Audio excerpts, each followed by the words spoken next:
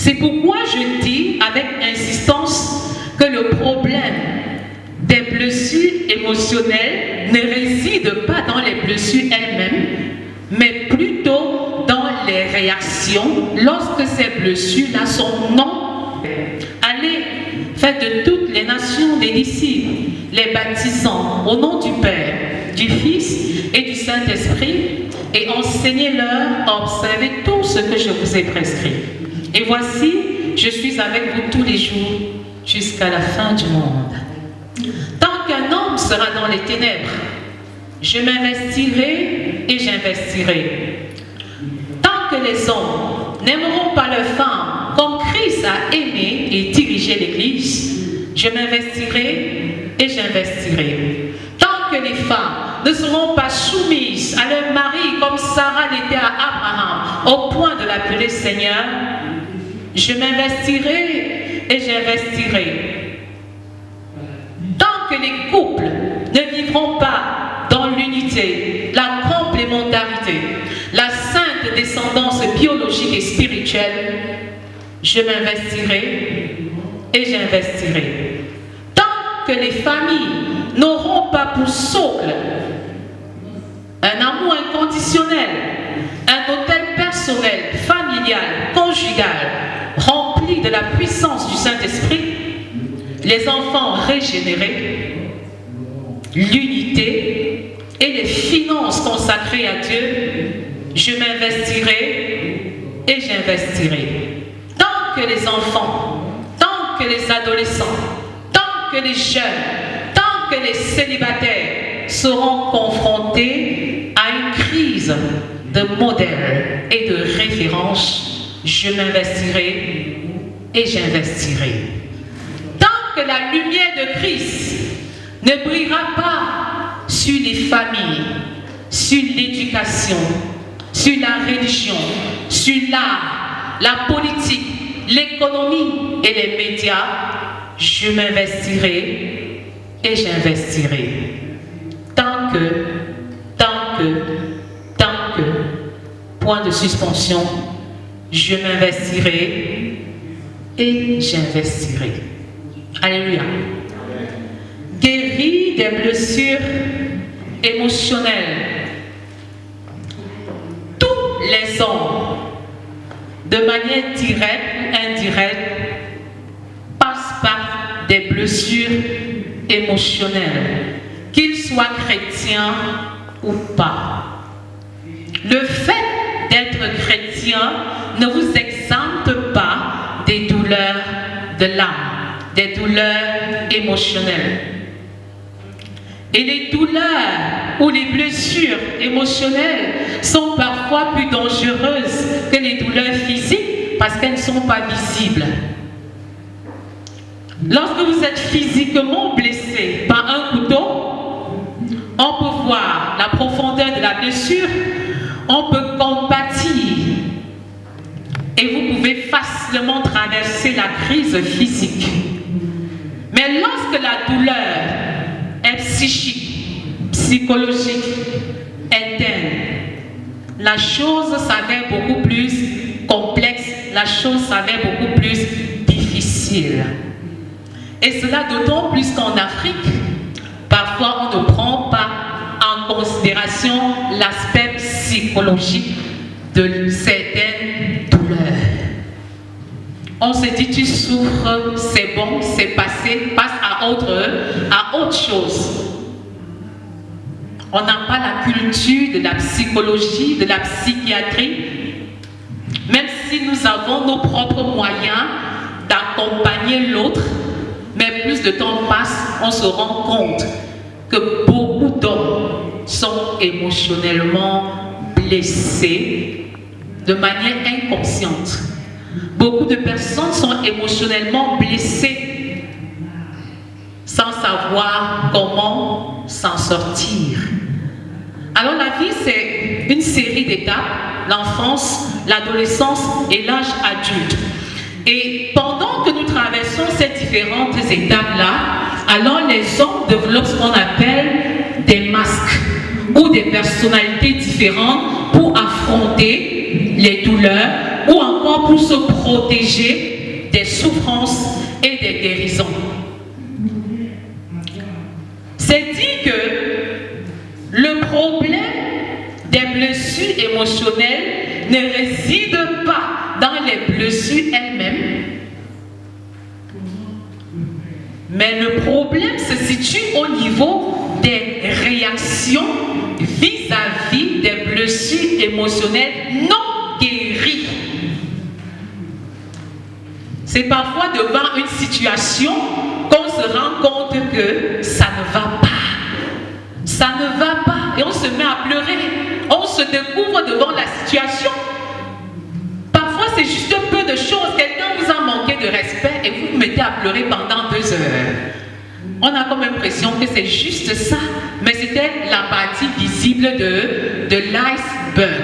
Au fond de vous, il y avait des choses qui étaient enfouies, il y avait des douleurs qui étaient cachées.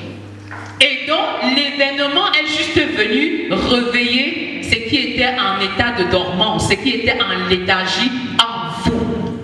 C'est pourquoi je dis avec insistance que le problème des blessures émotionnelles ne résident pas dans les blessures elles-mêmes, mais plutôt dans les réactions lorsque ces blessures-là sont non guéries. La deuxième difficulté se trouve au niveau des techniques, des stratégies adéquates pour pouvoir tirer son épingle du jeu. Je suis émotionnellement blessée, j'ai mal au fond de moi, mais que faire pour sortir de là? Que faire pour continuer à vivre normalement, m'intégrer socialement, académiquement? Quelle est l'attitude à tenir? Qu'est-ce qu'il faut faire? Qu'est-ce qu'il faut éviter de faire? C'est ça le plus difficile. Parce que lorsqu'un couteau vous blesse, vous êtes en train de faire la cuisine, le couteau vous blesse. Vous ne jetez pas le couteau. Vous allez nettoyer le couteau, même s'il contient votre sang, et vous allez continuer à l'utiliser. Quand votre père vous blesse, qu'est-ce qui se passe? Quand votre mère vous blesse, quand votre frère, votre soeur, votre camarade vous blesse, votre mari, votre femme vous blesse, quelle est la réaction? De manière générale, on veut se défaire de la personne. Mais souvenez-vous que parfois, vous êtes l'auteur de vos propres blessures. Et vous ne vous rejetez pas pour autant. La psychologie parle de 5 causes principales et chronologiques en ce qui concerne les blessures émotionnelles. En premier, il y a le rejet. Le rejet. Ensuite, l'abandon, l'humiliation, la trahison et enfin l'injustice. Voilà les causes fondamentales des blessures émotionnelles. Avez-vous été déjà rejeté par des personnes que vous aimez bien, abandonné, délaissé, trahi? Avez-vous été déjà victime de l'injustice?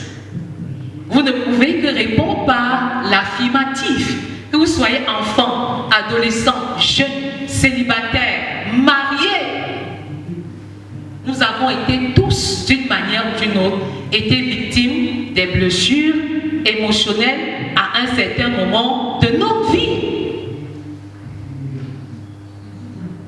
Mais comment est-ce que je me suis comportée? Comment est-ce que j'ai agi?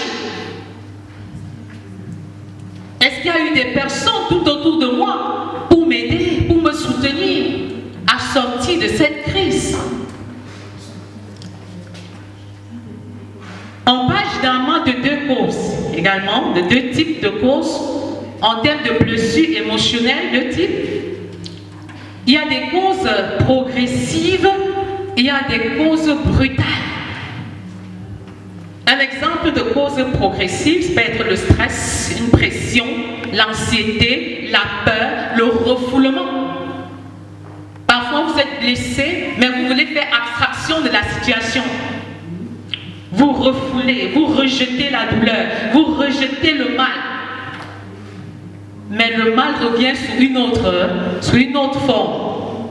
Et c'est progressivement que la douleur, la blessure s'incarne et s'installe en vous.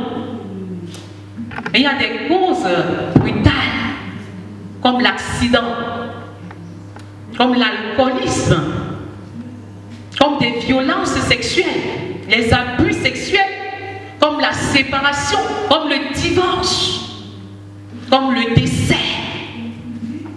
Vous avez brutalement perdu un membre cher dans un accident. Vous avez perdu votre virginité dans un rapport sexuel. Vous avez été violé et à l'issue du viol, vous êtes enceinte.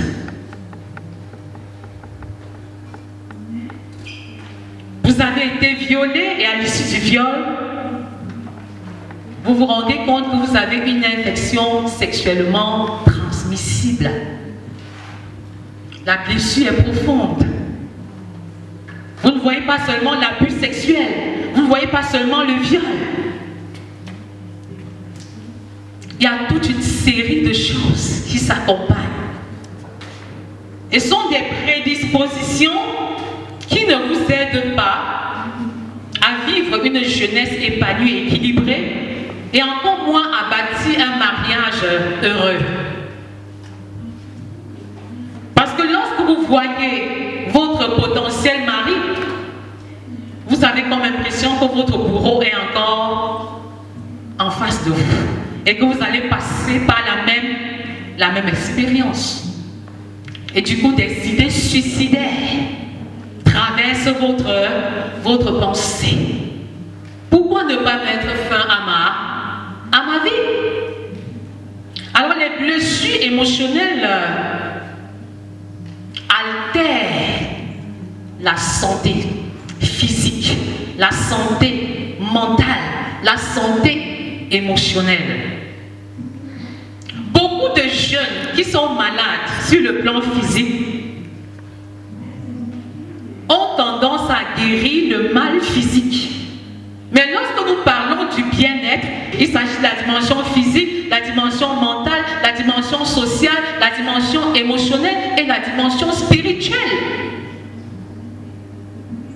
Donc la santé n'est pas l'absence de maladies biologiques uniquement. Et certaines maladies biologiques ont pour cause ou pour origine des facteurs d'ordre psychologique. C'est pourquoi, lorsque vous allez à l'hôpital, nous avons beaucoup de médecins dans la salle, on va vous dire et on va vous soumettre à des examens, mais à la fin du diagnostic, on va dire ben, tout est négatif. Vous semblez ne même pas avoir de problème. On pourra même vous dire à la suite que vous avez une douleur psychologique. C'est-à-dire que vous êtes malade dans votre pensée. Mais physiquement, là, cliniquement, nous ne voyons aucun problème. Et j'ai eu une collègue comme ça, elle avait tellement soupiré être enceinte qu'elle a présenté tous les signes d'une grossesse. Et quand elle est allée à l'hôpital, on lui a dit, mais madame, vous avez une grossesse psychologique. Vous êtes enceinte dans votre pensée. Mais biologiquement, nous ne voyons pas de grossesse. Donc je voudrais dire aux jeunes qui nous écoutent, aux parents, aux internautes qui nous écoutent en ce moment, vous pouvez effectivement avoir beaucoup de douleurs, beaucoup de souffrances sur un plan physique. Mais examinez votre pensée. Le travail peut être fait individuellement. Le travail peut être fait personnellement. Parce qu'à l'issue de cette présentation, l'un des objectifs, c'est que chacun parvienne à identifier les blessures émotionnelles du passé et pouvoir s'en libérer à 100%, individuellement. C'est possible. Ceci est d'autant plus important et d'autant plus vrai que vous pouvez souffrir blessures émotionnelles sans le savoir. Parce que les blessures émotionnelles sont des douleurs de l'âme, sont des failles qui peuvent être conscientes ou inconscientes. Ce sont des douleurs du passé qui vous font souffrir dans le présent et qui peuvent occasionner des maladies infectieuses. Les blessures émotionnelles peuvent se manifester de plusieurs manières. De plusieurs manières. Il y a l'anxiété, qui est vraiment la base de ces manifestations-là. L'anxiété, c'est un sentiment d'insécurité intérieure. Vous avez tout le temps peur. Et parfois, vous avez même peur d'avoir peur. Il y a la phobie, qui est également une sorte de peur intense et irrationnelle. Vous avez peur. Il y a l'agoraphobie, la peur de la foule et des espaces publics. Il y a eu des manifestations.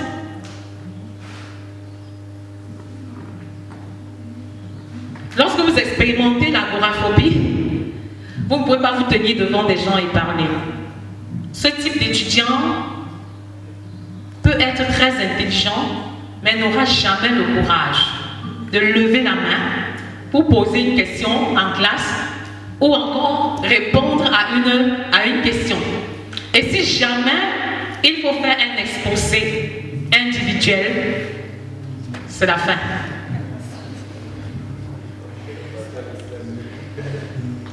Il n'a pas un problème avec le savoir ou la connaissance, mais il ne peut pas tenir à cause de la foule, à cause du nombre de personnes qui sont là. S'il faut traduire ce devoir par écrit, s'il faut le mettre par écrit, il n'y a pas de problème. Il pourra même obtenir la première note. Mais s'il faut se tenir devant des gens, il y en a qui vont se mettre à trembler. Et en tant qu'enseignante, j'ai vu des élèves même uriner sur eux. Vraiment uriner sur eux, pas parce qu'ils étaient faibles, mais parce qu'ils étaient incapables d'affronter la foule de 100 élèves, 100 étudiants.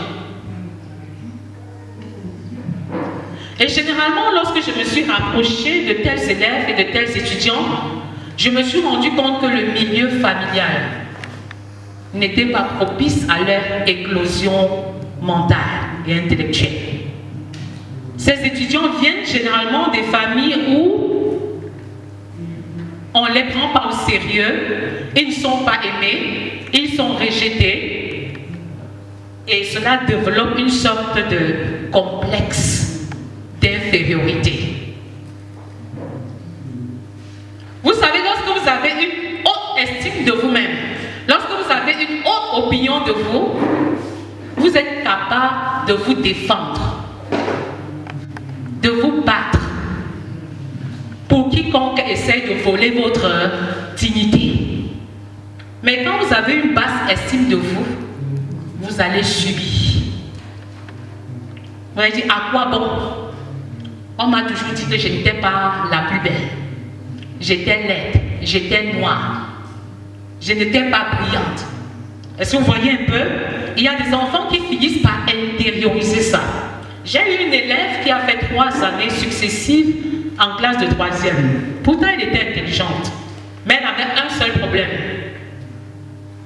C'est que tous les membres de sa famille étaient très bruns. À la limite métissés. Mais elle était super noire. Et elle cherchait tout simplement à répondre à la question selon laquelle pourquoi suis-je si noire et pourquoi mes frères et sœurs sont si bruns.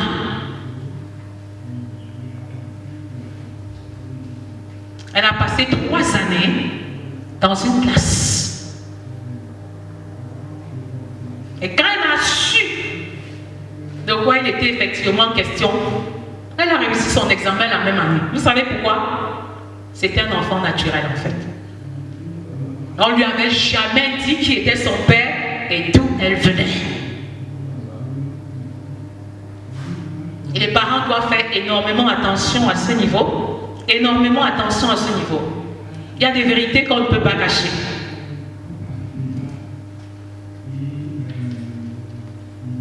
Donc nous parlions des phobies. De l'agoraphobie, il y en a plusieurs. Il y a la claustrophobie.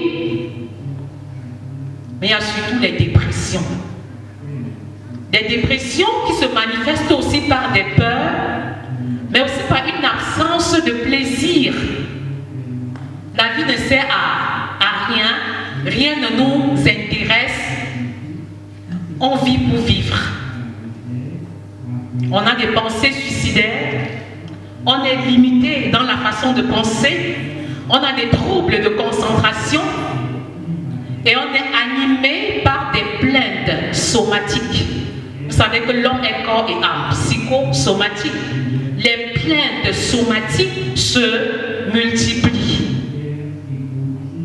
À ce niveau, il y a des douleurs abdominales qui sont réelles. Il y a les maux de tête qui deviennent aigus.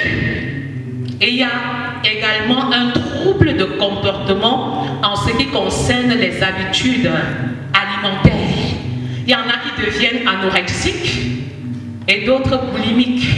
Et il y en a qui vont trop manger. Et il y en a qui ne vont pas manger du tout. Et toutes ces stratégies sont en fait de mauvaises stratégies, si on peut appeler ça comme ça, pour lutter contre les blessures. Ce n'est pas en trop mangeant que vous allez apporter une solution. Ce n'est pas non plus en refusant de manger que vous allez apporter des solutions. Donc la dépression est là. La douleur physique est également là. Et il y en a qui deviennent même schizophrènes. C'est-à-dire qu'ils ont un mauvais jugement de la réalité. Et tout à l'heure, j'ai aimé l'exemple où, lorsqu'on vous apprécie même, vous ne croyez plus à cette appréciation. Parce que votre regard est fonction de la blessure du passé. Et vous avez une vue erronée des réalités. Les conséquences sont énormes. Sur un plan personnel, sur un plan psychologique, sur un plan sanitaire, et même sur le plan des performances scolaires. Vous avez des résultats approximatifs. Pourquoi?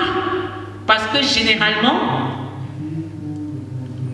ceux qui expérimentent les blessures émotionnelles développent ce qu'on appelle les addictions.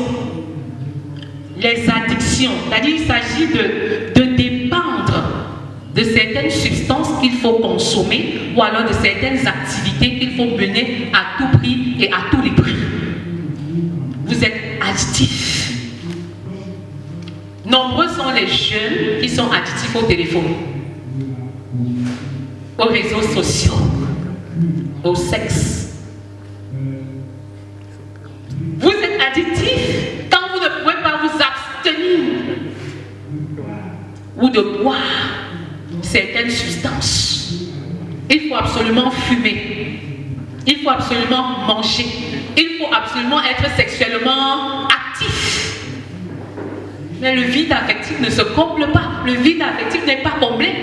On a comme impression que c'est une sorte de drogue. Plus vous prenez, plus vous en voulez davantage et vous n'avez pas la solution à votre problème. À force de dépression, mal de tête, mal de dos, mal de ventre, votre douleur qui était de l'âme se transforme même en douleur physique et physiologique. C'est pourquoi en termes de conséquences, vous allez vous rendre compte qu'il y a peu d'investissement en ce qui concerne vos études en ce moment. Peu d'investissement en ce qui concerne votre responsabilité d'homme et de femme si vous êtes mariés. Parce que la dépendance a pris la plus grande partie de votre temps. La dépendance a consommé la majeure partie de votre temps. Vous investissez donc peu. les études ou dans votre responsabilité première. Et vous investissez plus en secondaire et subsidiaire. Le téléphone, les réseaux sociaux, les visites, les vieux vidéos. Il y a un repli sur soi. On a comme impression qu'on veut vivre seul, on est différent des autres et on ne voudrait pas subir un certain nombre de pressions. Dans tous les cas, c'est ma vie et je voudrais la vivre comme je veux, je voudrais la vivre comme je l'entends. Et puis, vous êtes loin d'imaginer ce que j'expérimente. Donc, inutile d'entrer dans mon univers. Le repli sur soi. C'est encore un moment par excellence de faire quoi? Développer les idées suicidaires. Méditer sur ses blessures. Et les approfondir sans le savoir. Le repli sur soi. Et même au niveau des conséquences, l'anxiété revient. Ce sentiment de peur. Ce sentiment d'angoisse. La peur d'échouer. La peur de ne pas se marier. La peur de ne pas avoir des enfants.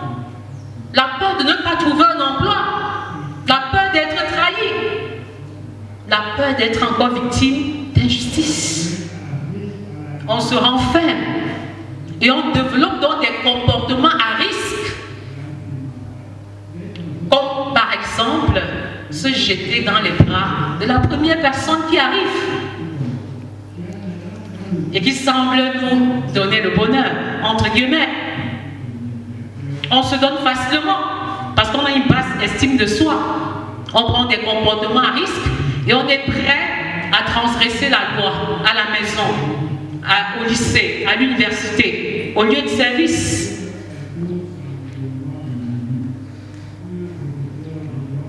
Parfois, on juge donc des gens sur ces actions sans comprendre ce qui les pousse à agir de la sorte.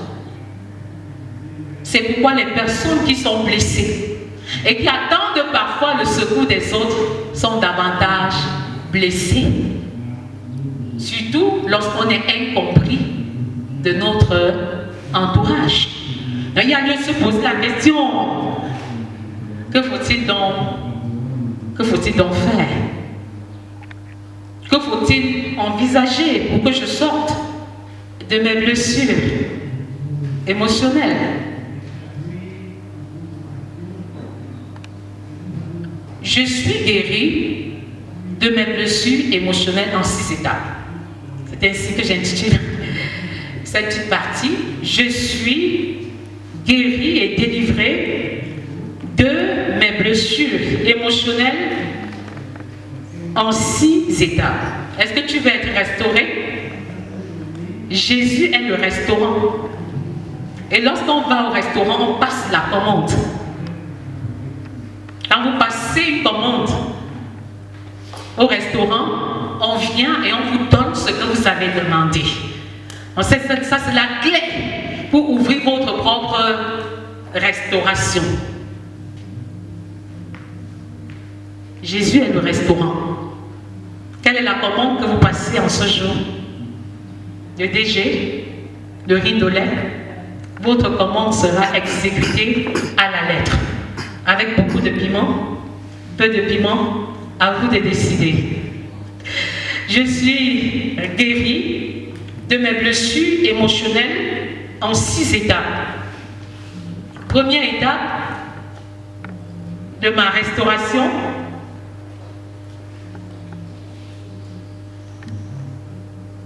Première étape de ma restauration, c'est quoi?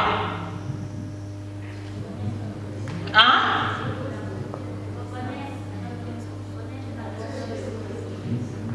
Je n'entends vraiment rien. Des murmures, des susurres, mais je n'écoute vraiment distinctement rien. Oui, il y a Eunice. Identifier les blessures, c'est quelque chose de bien déjà. Une autre réaction, oui. Reconnaître que je souffre d'une blessure, mais sans celles qui ont témoigné, qui en parlent, et les autres. C'est bien, hein, c'est bien. Entrez.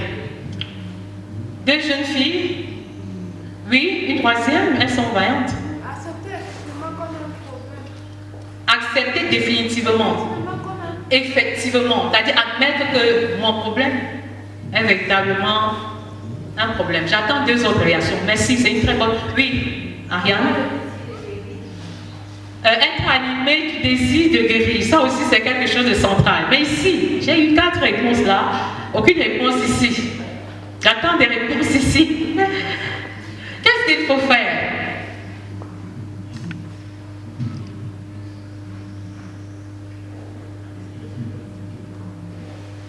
Je vois encore 2 doigts, oui. Identifier également les sources de cette blessure. Identifier les blessures émotionnelles, identifier les sources des blessures. Les 2 se retrouvent un peu. Merci beaucoup. Oui, un homme et une fille. Moi, je dirais rechercher, savoir rechercher. L'origine. Chercher la solution, en fait. Chercher la solution. Savoir pour la recherche. Ok, certains parlent de l'origine, d'autres de la solution, début, fin. Oui?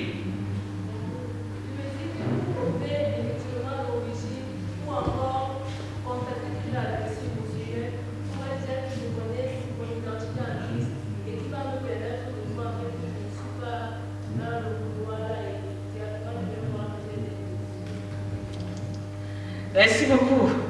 Mais je voudrais te dire que nombreux sont ceux qui souffrent, nombreux sont les chrétiens qui souffrent des blessures émotionnelles et qui ne savent pas comment s'en débarrasser. Mon identité, c'est bien de savoir quelle est mon identité, mais je suis enfant de Dieu et je souffre des blessures émotionnelles atroces et je ne sais même plus comment je dois me comporter. Parce que cela affecte ma jeunesse, cela affecte ma vie de couple. J'ai vu des femmes souffrir dans leur foyer et ne pas pouvoir s'ouvrir à leur mari parce qu'elles ont été violées, par exemple dans leur jeunesse. Et elles ont trimballé, vous voyez un peu, toutes ces blessures émotionnelles-là à l'intérieur de leur foyer. C'est ça le plus difficile. L'identité de chrétien est une bonne chose, mais ce n'est pas une finalité. C'est un point de départ, mais il y a beaucoup d'autres actions qu'il faut poser. C'est pourquoi en premier lieu, il faut arrêter de se culpabiliser. Il faut absolument arrêter de se culpabiliser. Et retenez que les douleurs ou alors les blessures émotionnelles ne sont pas propres à vous. Nombreux sont ceux qui traversent également ces difficultés, ces douleurs-là. En Christ, il n'y a plus de condamnation avec Romains 1, verset 8. Arrêtez de culpabiliser. Ça, c'est la première des choses. Quand vous vous condamnez déjà, il est difficile de faire un pas supplémentaire. Vous vous condamnez sur la base du sang de Jésus-Christ qui vous a complètement libéré et qui vous a rendu 100% libre. Ce n'est pas la fin. Christ en vous, l'espérance de la gloire. Tant que vous vivez, il y a lieu d'espérer. Tant que vous vivez, on peut encore espérer quelque chose qui jusque-là était impossible. Attention donc à la culpabilité, à la condamnation, surtout qu'avec 1 Jean 1 verset 9, une fois que vous avez confessé, vous êtes libre. Et toute culpabilité vient du diable et de l'ennemi qui veut chercher à vous rendre esclave de votre péché. Mais Christ est mort pour que vous soyez parfait. Christ est mort pour que vous soyez saints. Et on parle de 2 types de perfection. La Bible dit soyez parfaits comme je suis parfait. Et la perfection biblique n'est pas la perfection philosophique vers laquelle on tend. Quand la Bible parle de la perfection, il est bel et bien question de la perfection. Mais maintenant, je vous dis, il y a 2 types de perfection. Il y a la perfection objective et la perfection subjective.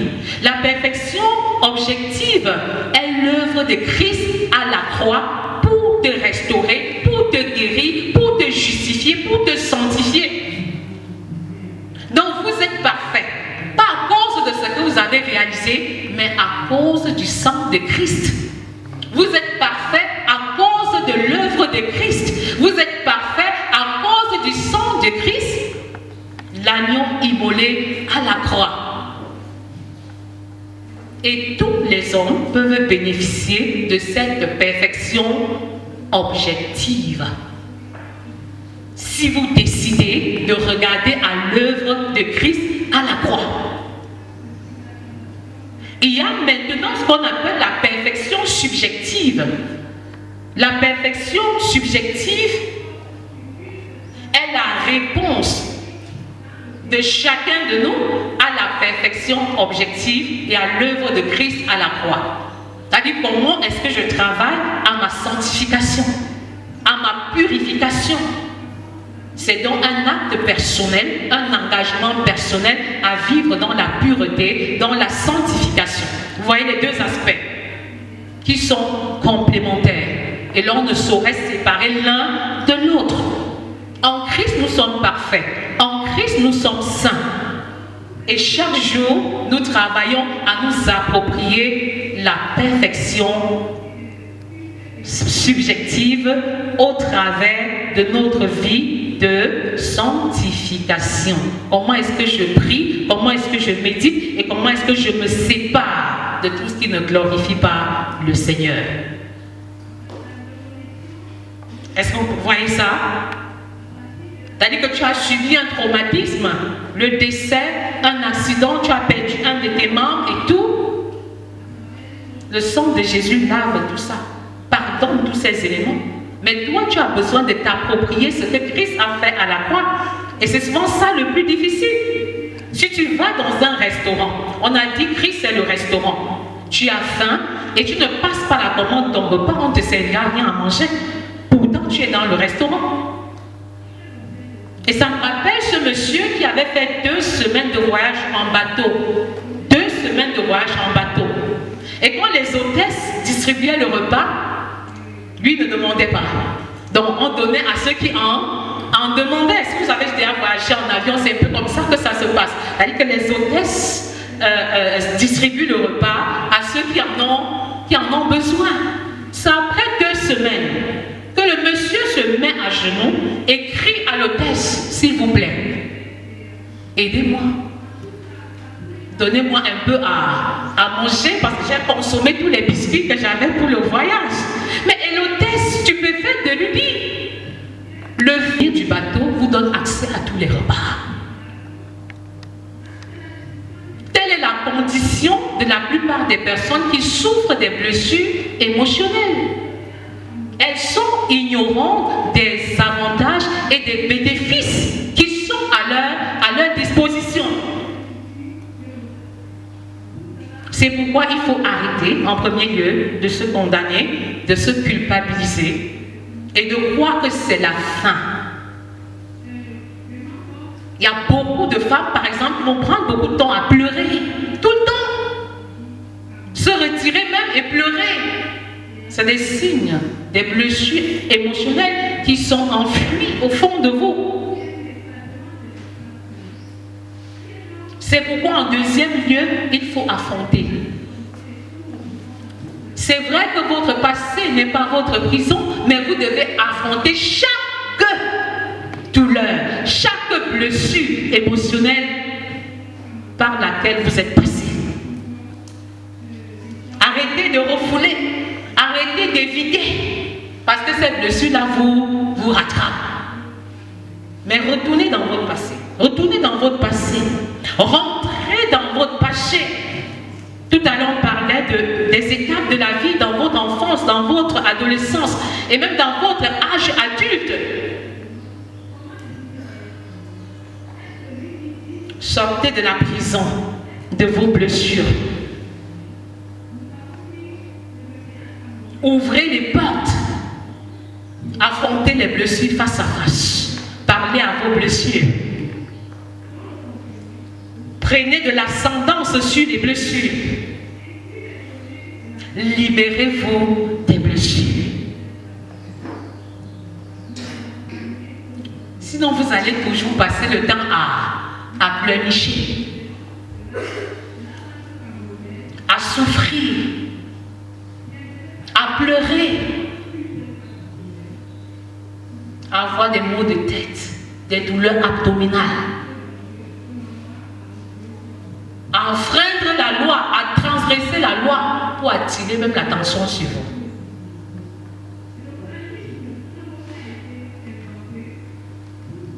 Rentrez dans le passé. Votre passé n'est plus votre prison. Mais sortez de la prison de vos blessures émotionnelles. Libérez-vous de la prison de vos blessures émotionnelles. Il peut être question d'en parler avec quelqu'un. C'est un exercice auquel je soumets généralement ceux qui doivent se marier.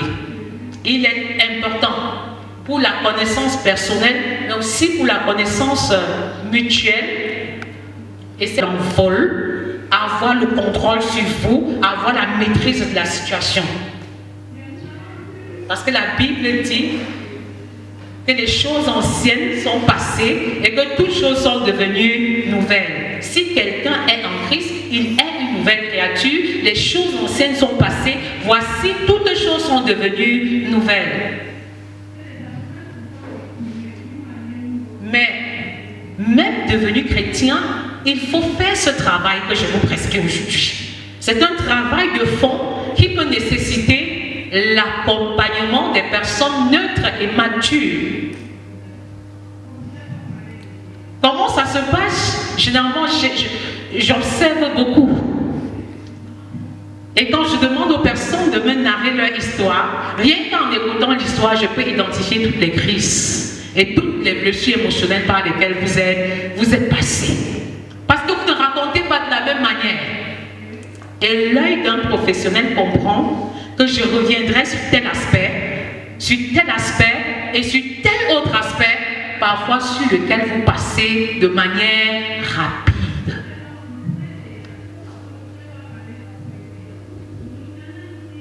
Les chrétiens confessent beaucoup ce verset et qui dit que les choses anciennes sont passées.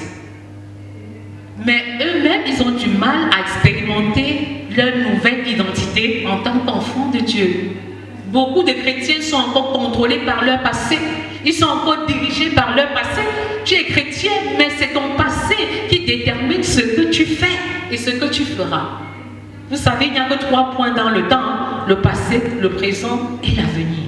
Et que vous le vouliez ou pas, votre passé va influencer le présent et le présent va déterminer l'avenir. D'où la nécessité d'y retourner. Il faut retourner dans son passé. Mais avec une bonne perspective. La perspective de se libérer, la perspective de dominer et de passer à une étape supérieure.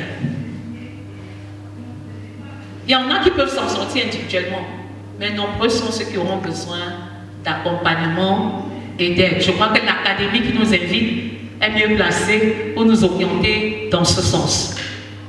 Troisième lieu, troisième étape, il faut se pardonner à soi-même et pardonner à ses bourreaux. C'est facile de dire, mais pardonnez à tel, mais je ne vais pas commencer par là. Pardonnez à vous-même. Vous savez, le plus grand conflit que vous pouvez avoir, c'est entre vous et vous-même. Le conflit entre moi et moi-même. Dans les dictionnaires, on définit le conflit comme étant une lutte entre deux personnes ou entre deux groupes. Mais pour moi, le conflit, c'est une lutte entre moi et moi-même. Et c'est la plus grosse des batailles. Parce qu'elle est interne. Elle n'est pas visible. Le moi lutte contre moi. Mon moi lutte contre moi-même. Qui sera victorieux? Qui va gagner? Qui va prendre le dessus? Parce qu'il y en a qui vont dire, mais je préfère garder mes blessures pour moi-même. Mais le fait de parler vous libère. Il faut en parler. Vous allez voir des jeunes qui ont été victimes de viol, qui sont victimes de masturbation. Et ça, c'est très récurrent dans le milieu chrétien. Et c'est une jeune dame que j'encadrais qui disait que, bon, comme dans le cadre de l'église, il n'est pas permis d'avoir un petit ami, je me résolvais de me masturber. Vous voyez un peu, c'est une solution. Je m'auto-octroie le plaisir parce que je dirais quand même aux autres que je n'ai jamais eu un petit ami. Je n'ai jamais eu une petite amie, mais c'est un problème. Et ça peut devenir une addiction. Et ça peut être la cause du divorce dans les foyers. Il faut retourner dans son passé. C'est une marche extraordinaire. Se libérer de ce passé et ensuite se pardonner à soi-même. Mais si tu commences à dire, mais comment est-ce que j'ai pu laisser qu'il me viole? Comment est-ce que j'ai pu être à cet endroit en ce moment? Comment est-ce que j'ai pu perdre mes parents? Peut-être si je me comportais différemment, ils ne seraient pas morts. Comment est-ce que j'ai été victime de tel accident? Si vous commencez à vous poser ce genre de questions philosophiques qui ne vont engendrer que d'autres questions philosophiques et vous faites tomber dans une sorte d'angoisse existentielle, ça peut devenir dangereux. C'est pourquoi la première personne à expérimenter le pardon, c'est vous-même. C'est vous. Pardonnez à vous-même. Dites-vous, ça aurait pu arriver à quelqu'un d'autre. Et j'ai pu tirer une leçon de l'expérience passée et je peux être utile à plus d'une personne. 4e étape. Et avant la 4e étape, pardonner à vous-même ne veut pas dire que vous ne pardonnez pas aux autres. Non. Vous pardonnez à vous-même de manière prioritaire. Vous pardonnez à vos bourreaux. Vous pardonnez à vos parents. Vous pardonnez à votre entourage. Vous pardonnez à tous ceux-là qui seraient des auteurs de votre blessure.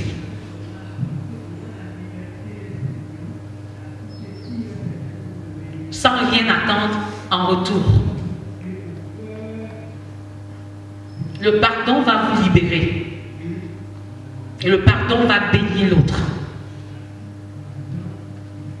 4e étape. Admettez que vous avez de la valeur. Et que votre valeur ne dépend pas de ce que l'on dit et pense de vous. Votre valeur ne dépend pas de ce que vous faites ou de ce que vous ne faites pas. Votre valeur dépend de votre Créateur. Et votre Créateur vous voit comme une créature si merveilleuse. Nous sommes dans une société qui a pour base le mérite. Et on a comme l'impression que c'est ceux qui ont de meilleures performances qui devraient être aimés, acceptés, choyés. Ce n'est pas ainsi que Dieu voit les choses. Dieu aime de manière inconditionnelle chacune de ses créatures. Il vous aime sans condition. Quel que soit votre péché, quel que soit votre passé, quelle que soit votre faute, quelle que soit votre expérience, quelle que soit votre blessure émotionnelle, il vous aime comme tel. Il est prêt à vous utiliser efficacement dans son grand champ de mission. Rahab était une prostituée. Moïse était un meurtrier. Paul était un meurtrier.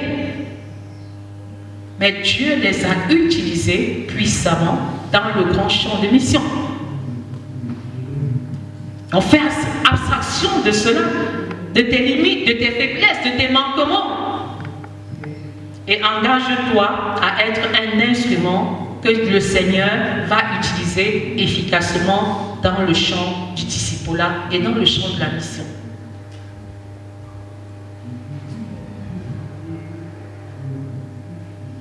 Tu as de la valeur. Et ne laisse jamais quelqu'un ôter la valeur que tu es et la valeur que tu as.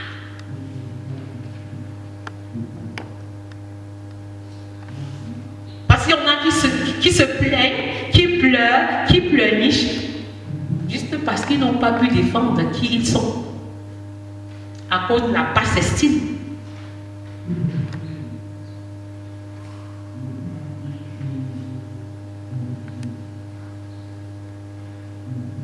Beaucoup de jeunes, filles comme garçons, se livrent dans les relations sexuelles parce qu'ils n'ont pas une bonne estime d'eux-mêmes. On croit que c'est en allant avec l'autre qu'on aura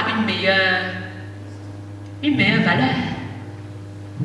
Ce n'est pas parce que tous les hommes te font la cour, ce n'est pas parce que toutes les femmes te font la cour que tu es jolie. D'ailleurs, pourquoi est-ce qu'ils viennent vers toi? Pour t'utiliser comme un Kleenex et après on te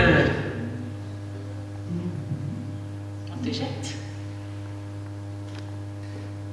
Et ce n'est pas à force d'être impliqué dans les rapports sexuels avant le mariage que vous serez comblé sur le plan affectif. C'est une grosse erreur.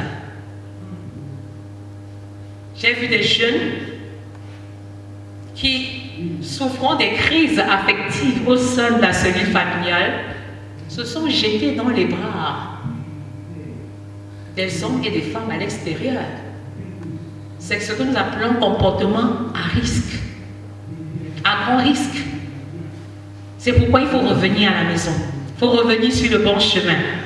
Même si vous avez été sexuellement actif, il est encore possible que vous repartiez sur de bonnes bases.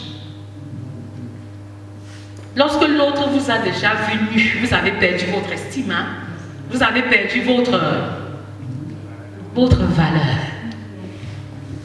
C'est pourquoi à l'Académie célibataire des bars, nous cultivons vraiment le sens de la chasteté, au-delà de l'abstinence sexuelle. Nous cultivons cela. Et je suis toujours très heureuse de tenir la main à deux jeunes mariés, 30 ans, 35 ans, qui vont se marier et n'ayant eu aucune expérience sexuelle. Alléluia. C'est possible à cette heure-ci, dans cette génération-ci. Mais si vous êtes déjà sexuellement actif, vous pouvez repartir sur une nouvelle base en respectant les principes qui ont été énumérés plus haut. Ne vous culpabilisez pas. Retournez dans votre passé, dans le sens d'identifier les problèmes, les dominer, vous libérer de ces blessures. Pardonnez à vous-même, pardonnez à vos bourreaux et surtout, soyez réconciliés avec vos parents. Parce que dans la plupart des cas, quand il y a, comment je vais dire ça, transgression des lois en famille ou à l'école ou à l'université, il y a lieu de réconciliation. Donc retournez vers des personnes et dites-leur que voilà ce que j'ai fait, je ne le savais pas, je regrette mon acte et je veux revenir sur de bons sentiments, sur de meilleurs sentiments. Faites la paix avec vos parents, faites la paix avec vos leaders spirituels, faites la paix avec vos enseignants. C'est cette attitude de cœur qui va vous libérer des peurs. Ce sentiment d'insécurité intérieure. Vous avez peur d'avoir peur. Vous avez peur parce que vous avez passé le temps à trahir les autres, à faire de mauvais témoignages. Cinquième étape, regardez à la croix de Jésus.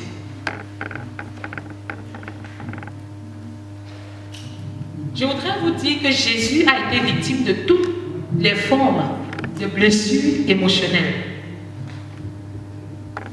Jésus a été victime de toutes les formes de blessures émotionnelles. Il a été rejeté par les siens. Nous avons parlé de rejet.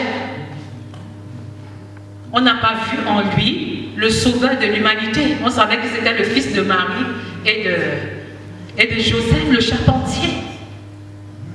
J'aime le texte de Marc 6 qui dit que dans sa propre patrie, Jésus n'a pas pu faire de miracle parce que les siens n'ont pas cru en lui. Nombreux sont les jeunes qui subissent les blessures émotionnelles qui ont pour origine la maison, qui ont pour origine la famille. Et ça me rappelle cette jeune fille de 14 ans qui avait été violée depuis 5 ans par son propre papa depuis le départ de sa maman de la maison. Et c'est la 5e année qu'elle a le courage de dire ce qu'elle endurait.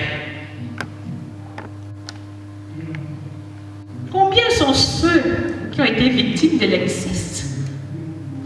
Un oncle une tante, un aîné, un parent.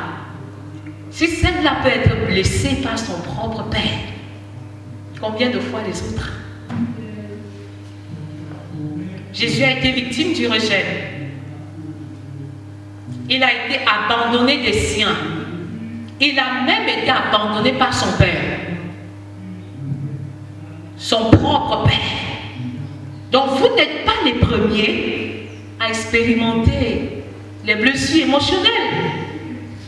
Jésus a dit sur la croix, Père, mon Dieu, pourquoi? Eloi, Eloi, lama sabachthani, mon Dieu, pourquoi m'as-tu abandonné?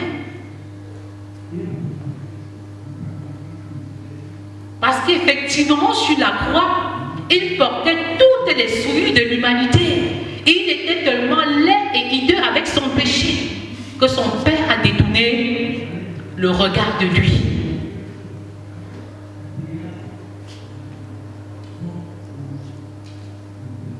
Quel abandon!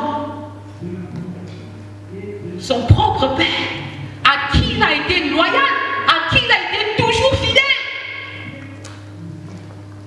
Vous savez, le Dieu que nous servons est un Dieu saint et qui ne saurait poser son regard sur ce qui est impur. C'est-à-dire que David peut regarder une femme nue sur une terrasse en train de se laver. Mais Dieu ne ferait jamais cela. Parce qu'il est trop pur, il est trop saint pour faire une telle chose. Il a donc détourné son regard de son fils. Et son fils de s'écrier, mais mon Dieu, pourquoi m'as-tu abandonné? Et suivez mon regard dans l'évangile, c'est la première fois qu'il appelle son père, mon Dieu. Il a toujours appelé Père. Mais cette fois-là, c'était Père, mon Dieu. Mais il a appelé mon Dieu pour que toi, tu l'appelles Père dorénavant. Alléluia. Il a été trahi par ses disciples. Vous vous souvenez de Judas? Il a été bel et bien trahi par un des 12. Il a été victime de l'injustice de la part de ses collaborateurs. Mais il a choisi de payer le prix de sa mission. Il a choisi de payer le prix pour accomplir ce pourquoi il est venu sur la terre. Il a choisi de faire cela. Ce n'était pas une tâche facile. Parce qu'il a dit, mon âme est triste jusqu'à la mort. Il n'a pas dit mon corps, mais il a dit mon âme. Vous savez que son corps a souffert parce qu'il a été flagellé. Mais dans le passage, il dit, mon âme est triste jusqu'à la mort. Pour dire jusqu'où il a souffert. À la veille de sa crucifixion, il est rapporté clairement que sa sueur était semblable à des grumeaux de sang. Quel type de stress? Il a voulu que la coupe soit éloignée de lui. Mais en fin de compte, que la volonté du Père soit faite.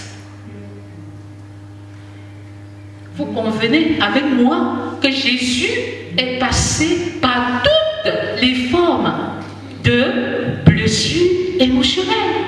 Le rejet, l'abandon, la trahison, l'injustice. Mais il n'a pas abandonné. Il n'a pas abandonné. Quand je parle de Jésus, vous allez sans doute me dire que mais Jésus c'est Dieu. Mais Joseph est passé par de telles injustices. Et il n'était qu'un adolescent. Vous savez, l'adolescence, c'est un âge de transition entre l'enfance et l'âge adulte.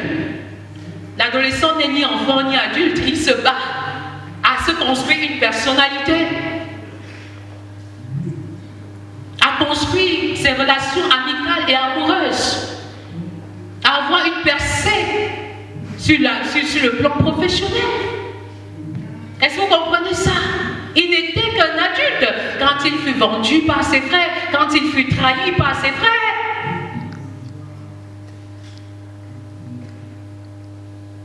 C'est pourquoi nous allons aborder le 7e point, le 6e point autant pour moi, qui est le dernier.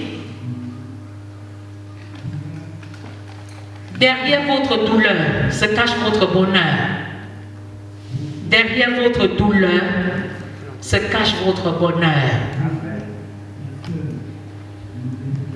Il est donc question d'estimer le bonheur qui est derrière la douleur.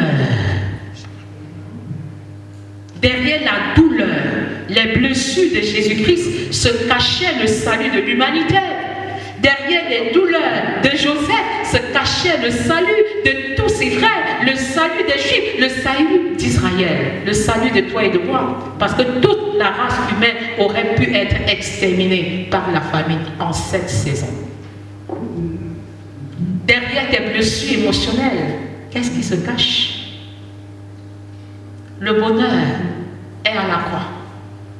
Le bonheur est dans la souffrance. Le bonheur et le malheur sont comme l'envers et l'endroit d'une même médaille. Tout dépend de toi. Comment est-ce que tu vois la chose? En quoi est-ce que tes souffrances peuvent devenir une source de bénédiction pour beaucoup d'autres personnes? Mais si tu as été victime de viol, tu es mieux placé pour aider ceux qui sont violentés.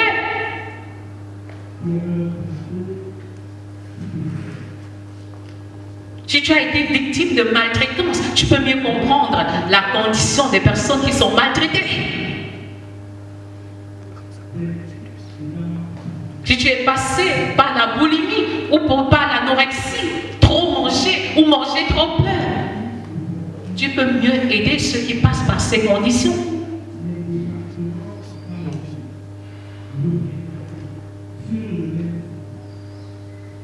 Mais avant, tu dois donner la première place à la personne de Jésus-Christ. Dans tout ce que tu entreprends, et consommer la parole de Dieu sans modération. Consommer la parole de Dieu sans aucune forme de modération. Il faut se remplir de la parole. Au commencement était la parole était avec Dieu, la parole était Dieu. Il faut être dans la présence de Dieu. Il faut demeurer dans la présence de Dieu en consommant la parole.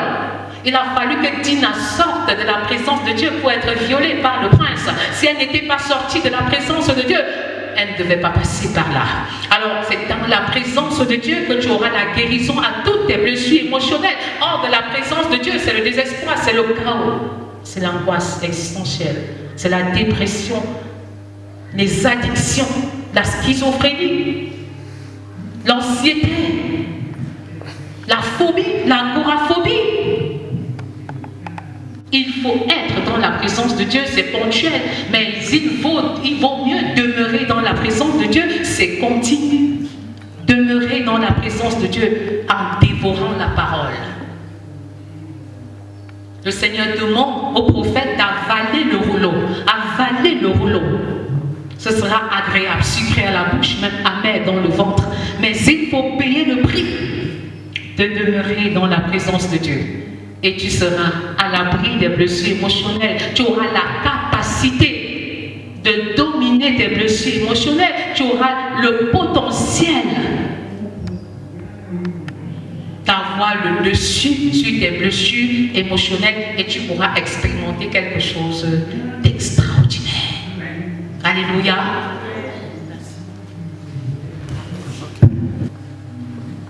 Comment avoir la force pour se valoriser et ne pas se sous-estimer? J'ai comme l'impression qu'on a répondu à cette question pendant l'enseignement. Il faut s'aimer soi-même. Il faut s'aimer soi-même et il faut croire à ce que la Bible dit te concernant ou nous concernant. Dieu aime tous les enfants. Dieu t'aime d'une manière particulière.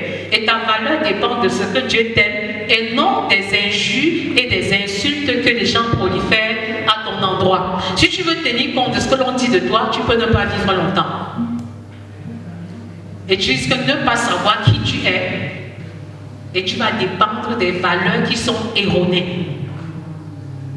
La plupart des serviteurs de Dieu avaient ce problème de complexe d'infériorité. Et aujourd'hui, beaucoup de chrétiens subissent aussi ce type de complexe d'infériorité. Quand Dieu a appelé Moïse, Moïse a dit qu'il était bête et qu'il ne savait pas parler. Vous voyez un peu, et que Dieu pouvait choisir quelqu'un d'autre.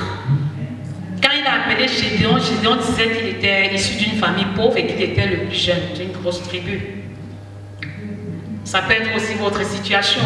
Mais pourtant, Dieu voyait en Gédéon un vaillant soldat. Mais en lui-même, il ne s'était jamais vu de cette manière. Donc vous avez la lourde responsabilité de vous voir tel que Dieu vous voit. Si vous apprenez à vous voir tel que Dieu vous voit, ce sera un atout. C'est pourquoi je vous encourage à dévorer la Bible, pas seulement la lire, mais lisez la Bible avec appropriation personnelle. Que la Bible soit comme une lettre d'amour que le Seigneur Jésus vous écrit. Vous allez la lire et vous en approprier différemment et vous allez être vraiment transformé en vous appropriant les pensées de la Bible qui vous concernent. Ça, c'est très très important. Nombreux sont les chrétiens qui se sous-estiment. Nombreux sont les leaders chrétiens qui se sont sous-estimés dans la Bible. Mais à force d'être dans la présence de Dieu, ils ont été totalement métamorphosés, totalement transformés. Quand vous voyez Moïse au début du ministère et Moïse au milieu de son ministère, ce n'est plus la même personne. Donc ce sera votre partage également. Parce que comme on pouvait le dire, nous tous, on a subi d'une façon ou d'une autre des blessures émotionnelles. On a été victime de l'injustice et de beaucoup d'autres choses. Nous prions. Est-ce que tu peux dire merci à Dieu pour cette rencontre? Je ne sais pas pourquoi tu es arrivé, mais le Dieu que nous servons n'est pas un Dieu de hasard. C'est un Dieu qui planifie tout. Est-ce que tu peux rendre grâce à Dieu parce que tu n'es pas le fruit du hasard? Tu n'es pas le fruit du hasard, tu n'es pas une erreur. Non, tu n'es pas une erreur, tu es une créature si merveilleuse et que Dieu sait pourquoi il t'a créé, il sait pourquoi tu es petite de taille, tu es grande de taille, tu es formé tel que tu es parce qu'il t'a taillé sur mesure.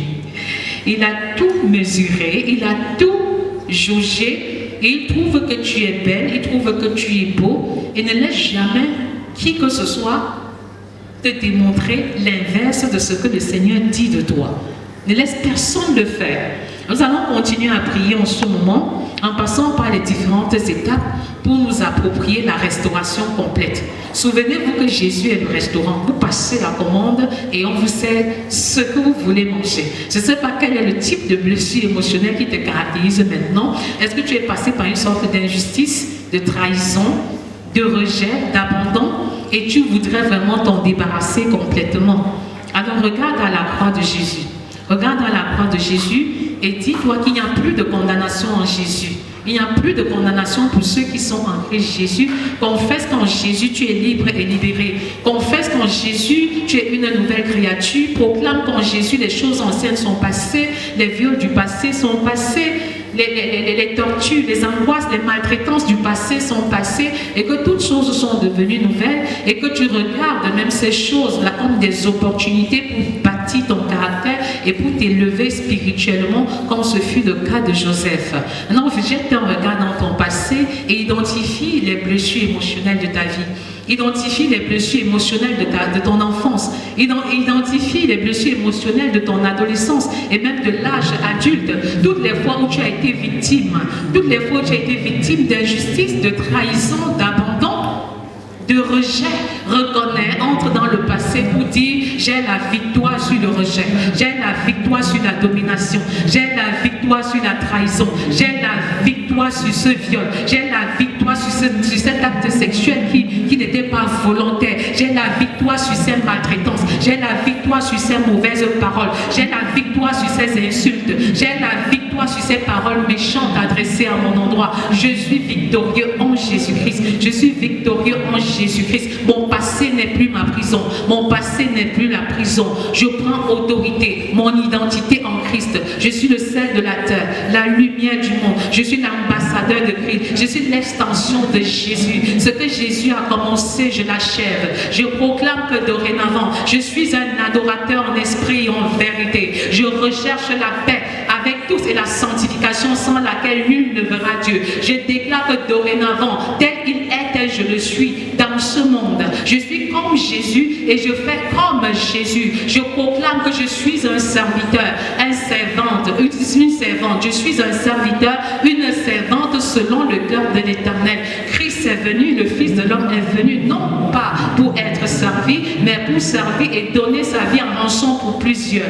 Pour surmonter mes blessures émotionnelles. Je choisis d'aller en mission. Comme Joseph a servi plus de 10 ans chez Potiphar sans jamais se plaindre. Je confesse que les plaintes ne sont pas mon partage au nom puissant de Jésus. Je proclame que j'arrête à partir d'aujourd'hui de me plaindre, que mes plaintes sont transformées en requêtes, en sujet de prière. Et je grandis qualitativement et quantitativement dans ma vie de prière. Je marche dans l'assurance, je marche sur les peurs, la peur de ne pas accoucher, la peur de ne pas me marier, la peur de ne pas soutenir, la peur de ne pas travailler, la peur de ne pas procréer, la peur de ne pas exceller. Je marche sur toute forme d'angoisse existentielle au nom puissant de Jésus. Je marche sur la peur de mourir de manière précoce et je confesse que Christ vit en moi et j'ai la victoire sur l'adversité. Je confesse à toutes les blessures, je déclare à toutes ces blessures émotionnelles que vous n'avez plus le dessus sur moi. Je vous commande maintenant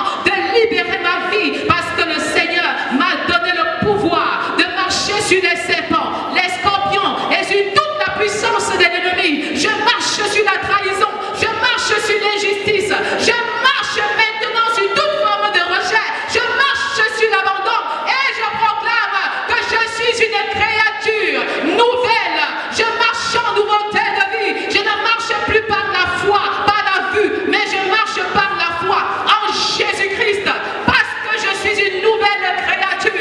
Tu es le rémunérateur de ceux qui te cherchent et je te consacre ma vie en ce jour. Je te donne ma vie en ce jour parce que je suis conscient de ton amour pour moi. Même si le monde me rejette, toi tu me reçois. Même si le monde me rejette, tu me tends la main en ce jour. Même si mes amis me rejettent, même si mes parents me rejettent, toi tu ne me jetteras jamais parce que tu m'acceptes et tu me tiens par la main ce soir. Tu me tiens par la main ce soir et tu me montres le chemin. Tu me montres le chemin parce que tu es le chemin, parce que tu es la vérité, parce que tu es la vie. Le sang de Jésus coule maintenant et lessive et nettoie toutes tes pleurs, toutes tes douleurs, toutes tes douleurs, toutes tes souffrances, toutes tes peurs sont maintenant tombées comme les murs de Jéricho sont tombés.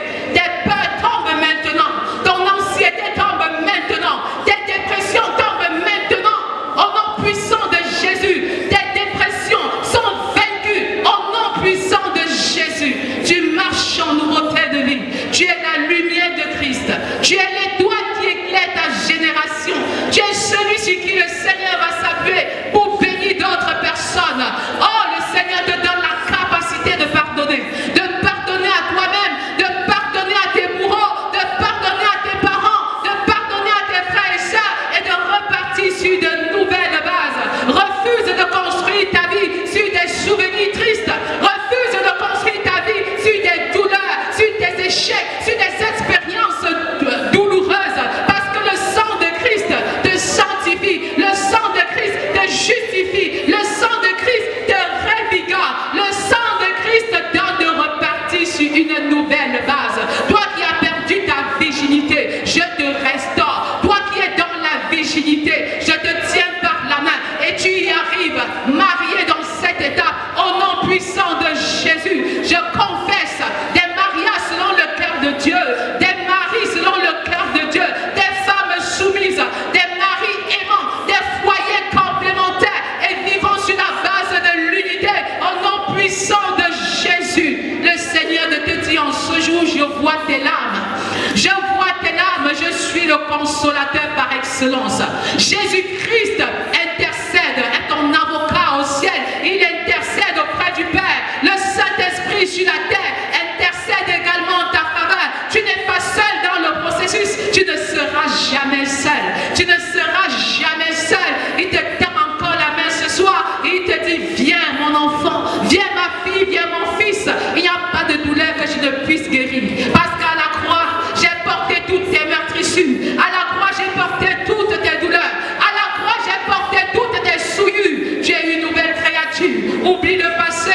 Un jour nouveau s'élève en ce jour. Un feu nouveau allumé en ce jour. Ton passé n'est plus ta prison. Ton passé n'est plus ta prison. Tu as de la valeur à mes yeux. Tu as du prix à mes yeux. Et je t'ai choisi. Je t'ai établi pour que tu portes le fruit et que ton fruit demeure. Oui, je t'ai choisi et je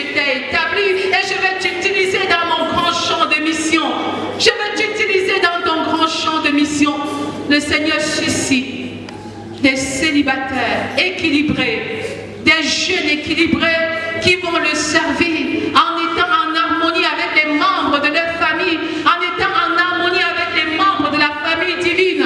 Tu es béni que d'être choisi, d'être sélectionné.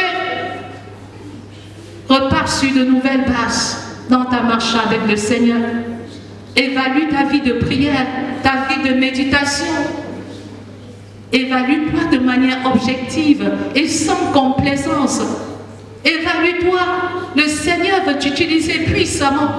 C'est pourquoi tes blessures devraient être une source de bénédiction. Tes expériences douloureuses doivent bénir et bâtir les autres. Tes douleurs doivent impacter les autres. Ce fut le cas pour Joseph. Ce fut le cas pour Jésus. Ce sera le cas pour toi dans cette génération au nom puissant de Jésus. Père, je confesse que tu règnes en maître absolu sur la vie des jeunes. Je confesse la libération de la masturbation maintenant au nom de Jésus. Je marche sur les addictions en termes d'alcoolisme, en termes de drogue.